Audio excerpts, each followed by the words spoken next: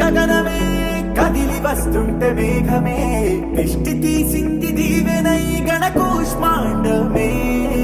భుజము మార్చింది భువనమే బరువు మోయంగ బంధమే స్వాగతించింది